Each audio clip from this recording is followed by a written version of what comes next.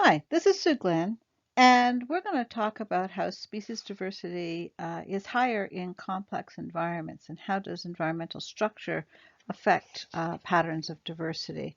I'm basing this in chapter 16.3 in the textbook Ecology, Concepts and Applications, 8th edition, which was published by McGraw-Hill in 2019. The authors are Manuel, Molles, and Sher. In general, species diversity will be higher if we have more environmental heterogeneity, and heterogeneity is variability, complexity. However, environmental structure that might be important to one group of organisms may not have the same influence on another group. It may be detrimental to another group. So you have to know something about the niches of the species, their ecological requirements to predict how environmental structure is going to affect diversity.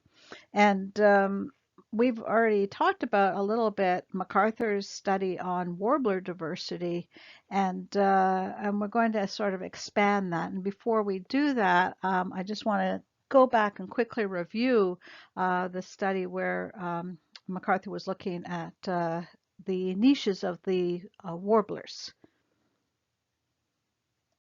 A study that they talk about is a classic study that was done by Robert MacArthur when he was a graduate student in the 1950s, and he worked in Maine in the spruce woodlands, and he was interested in basically how things are able to coexist in the same environment without competing with each other. And he looked at these really cute little songbirds. These are warblers, and he was trying to figure out how they were all living in these spruce trees and not just sort of driving each other out of the area. And he published one of the most cited bird ecology studies of all time called Population Ecology of Some Warblers of Northeastern Coniferous Forests.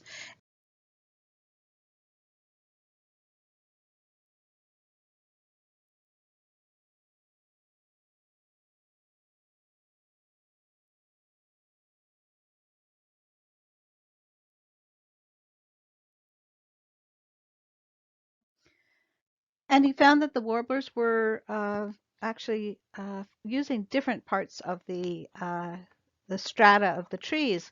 They were in different feeding zones. So what does this have to do? These different warbler niches have to do with the influence of environmental complexity on diversity. Well, his results suggest that since these species forage in different vegetative strata, their distributions may be influenced in variation in the vertical structure of the vegetation. So he looked at the relationship between the amount of vegetation and the abundance of warblers. And the number of warblers of species at the study site increased with the height of the forest, with forest stature. This is data from Mount Desert Island in Maine, where he looked at the relationship between the volume of vegetation taller than 6 meters and the abundance of the different species of warblers. So the x-axis is the actual volume of forage above 6 meters, so it's cubic meters per meter squared of foliage. And then these are the number of pairs of the different species of warblers he found. And so the more foliage you have, the more species you have. And these are a couple of the species. I put in a little picture of the black-throated green warbler and the bay-breasted warbler, so you can get an idea of what these little birds look like. So we can clearly see that warbler diversity increased as the stature of the vegetation increased. So, and this was basically the foundation of later studies on how the diversity in foliage, height, and habitat is going to influence the diversity of the birds or the animals that are living in that habitat. In our previous lecture, we talked about the Shannon-Weiner Diversity Index, and MacArthur is actually, he quantified the diversity of the species and the diversity of the environment using the Shannon-Weiner Index. So we see here in this this graph, we have the foliage height diversity. So the H prime, that's the Shannon-Weiner index of the diversity of the habitat, and that's across the x-axis. And then the y-axis is the Shannon-Weiner diversity of the bird species. And so we can see that the places that had low foliage diversity had fewer bird species, lower bird species diversity, and the places that had higher foliar diversity had higher species diversity. And so it's not just looking at the amount, it's also looking at how evenly distributed these were. And I threw in a couple of pictures of the foliage height diversity idea. If we're looking, this is in South Jersey, New Jersey, and on the right side, these are the pine barren forest stand, and these are the pygmy pine barrens in New Jersey. And so we have much less diversity in foliage height in the pygmy forest than we do in the regular pine barrens forest. So a number of studies shown in a variety of places that animals, not just birds, are affected by the diversity of the plants, and this seems to sort of show that animals are in some way responding and subdividing up the space, the habitat provided by the plants, and they've also found that this is going to work for lizards and for different types of animals, mammals, and birds living in the trees and in the plants. They've also shown a positive relationship between how complex the environment is and the species diversity of mammals, lizards, plankton, marine gastropods, and reef fish. But this is all animals. So how does the environmental complexity affect the diversity of the actual plants that are making the habitat for the animals? There's approximately 300,000 species of terrestrial plants. So this has given a lot of opportunities for diversity of animals. But how do we explain the diversity of the plants? G. Evelyn Hutchinson in 1961 in a paper described what he called the paradox of the plankton. And he suggested that phytoplankton, so these are the plankton floating in the water that can photosynthesize. So we've got algae, the phytoplankton in the water. And he said that they present a paradox because they live in a simple environment, the open waters of the lakes and the oceans, and they compete for exactly the same nutrients. They need nitrogen, phosphorus, silica, and yet the species seem to be able to coexist without competitive exclusion. And this seems to violate the competitive exclusion principle. And when you look at terrestrial plants, you can sort of say the same thing. You go out into the forest, and all these trees need the sunlight, they need the water, they need the same nutrients out of the soil. So why is there such diversity that they can all live together in the forest? Well, it turns out that maybe there is differences in the environment. There's complexity in the environment that can account for this that are not readily apparent to us. Just like the warblers could see environmental complexity in the trees that was not readily apparent to us. When you think about algae, the niche of algae really seem to be defined by what nutrients they require. So small changes and differences in the nutrients could be explaining what's going on. So the importance of these nutrient requirements and how this works was demonstrated by David Tillman. He presented a paper in 1977 where he had conducted experiments on competition between diatoms, which are freshwater algae that have this beautiful silica shell on them. And his experiments were like competition experiments we've talked about before when we're talking about competition between paramecium species. But not only did he find in some circumstances you would get one diatom that was outcompeting another, you would get competitive exclusion, but he could also see, depending on the ratios of different nutrients, you would have conditions that allowed some to coexist. You'd have other conditions where one would win and some where another one would win. And so let's just take a look at these results a little bit. So here we are looking at two species of diatoms. We've got the Astronella as one species, and we have the Cyclotella as the other species. And where they're found seems to really depend on the ratio of silicate and phosphate.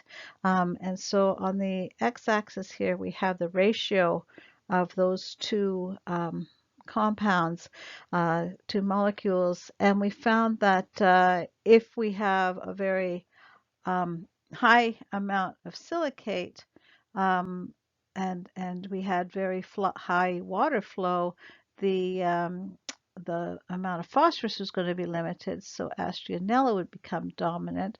But we found that if we had the silica was more limited, and we had increased phosphorus, we found that the Cyclotella, but then the two species could coexist. They didn't outcompete each other, where these things were actually both somewhat limited. So if they're both somewhat limited, remember the competition between them might not be as great as each one having intra-specific competition. So it turns out Astronella takes up phosphorus at a higher rate than Cyclotella. So if there is a lack of phosphorus, the Astronella wins. It depletes the environment of phosphorus.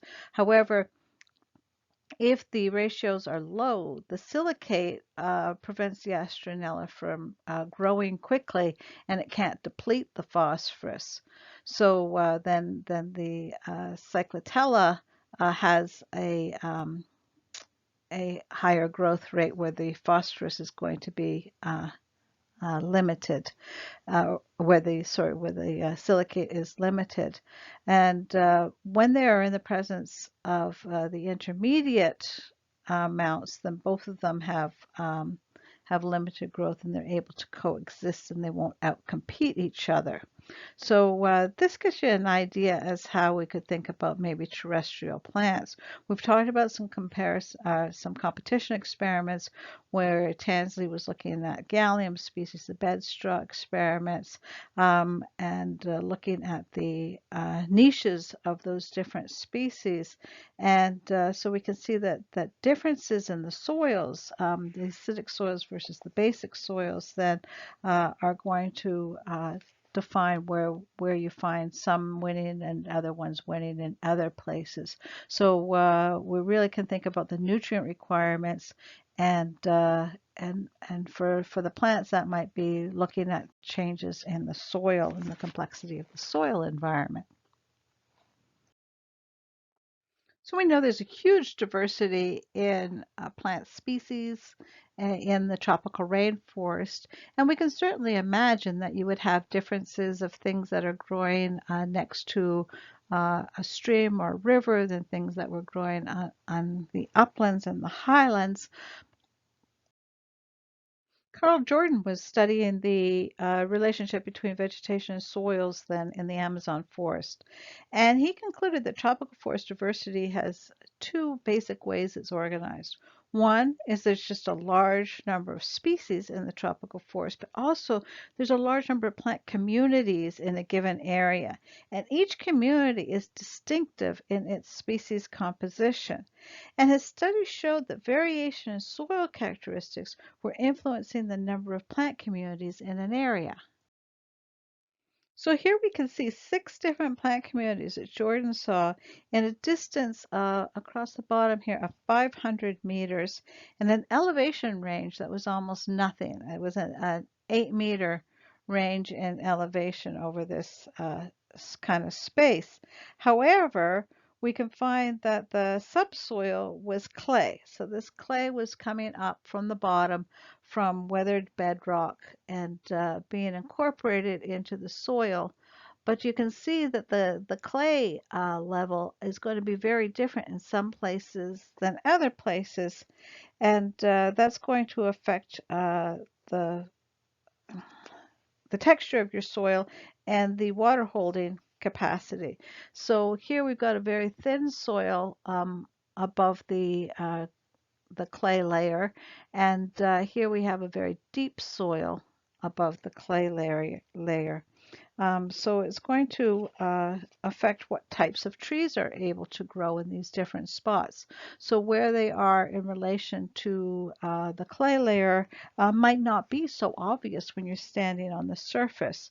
So, and then where the topography dipped towards the stream bed and the sand layer was increased, he found different trees were found there than where the clay layer was near the surface. So you found different community types.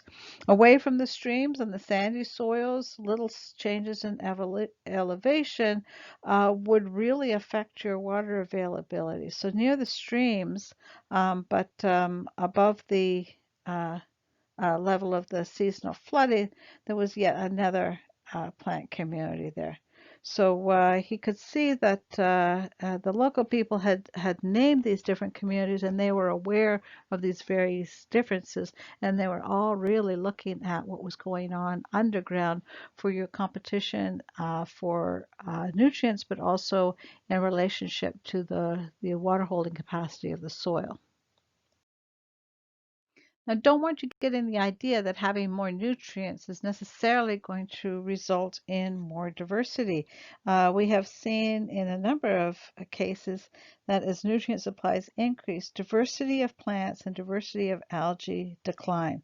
There's a negative relationship, a negative correlation between nutrient variability and plant species diversity in general, when you have a lot of nutrient availability, you may end up with the species that are best able to capture those nutrients dominating the area. And we have seen adding nutrients to water or soils is not necessarily going to help your diversity. So this is a photograph taken of a pond in Longwood Gardens in Pennsylvania. And this is a beautiful botanical garden, and there's a lot of fertilizer used to keep those plants growing, and the fertilizer washes into the water system. And in the summertime, you can see the first things that are responding quickly to all that influx of nutrients is all this algae. And this algae will cover the surface, and then little plants like duckweeds will cover the surface, and that will prevent light getting down to the plants in the bottom. It's going to cause those plants at the bottom to die, and you get this process of eutrophication where basically the pond becomes dark underneath, things die, life cannot be supported under the surface. The study on the left here is showing the relationship between soil fertility and the number of different plant species, the species richness. And this is for rainforest plots in Ghana. And you can see a really clear reduction in diversity as you increase the fertility of the soil. This one on the right is looking at ectomycorrhizal soil fungi. These are fungi that will grow associated with the roots of the plants, and they can actually help the plants get nutrients out of the soil, sort of by extending the root system with the hypha. And we can see a very clear reduction of numbers of mycorrhizal fungi that are found in soils that have more nitrates. And a lot of these nitrates are coming from actually being deposited by rainfall from air pollution. And so even if even if you're seeing fewer mushrooms on the surface, you might find something else is going on underneath the surface. So it's always important to take a look at the relationship between the above ground and below ground growth, and not just assume that the same thing's happening in both places. Last lecture, we talked about these rank abundance curves, and each one of these lines is associated with one set of data from looking at the proportional abundance of each species, and they're ranked from the most abundant ones. So this would be species number one here and species number two, all the way down to your least abundant species here. And so the steeper the line, the more you're just dominated by one or two species. So we can see that when we start fertilizing long term, we've had this gradual increase in the steepness of the line, so that if we look at the 1949 line, we can see that the plant diversity is very low. There was only 3 species, and we're really dominated by one species. Whereas when we started in 1856 and 1862, we had 49 and 28 species and much more evenness of distributions, so that we can see plant diversity has progressively declined since the beginning of fertilization. So if we're seeing changes in plant species diversity, how is that going to affect animal species diversity as well, since we know that they are related to plant diversity? So this can have other ramifications for other ecosystems or other components of the ecosystem. So we were talking about the relationship between environmental complexity and species diversity and how that was influencing them through the niches of the different species. Previous lectures have talked about the log normal distribution of species abundance and species diversity, this diversity index and the rank abundance curves. And the next one's going to talk about the relationship between disturbance and diversity, including the intermediate disturbance hypothesis.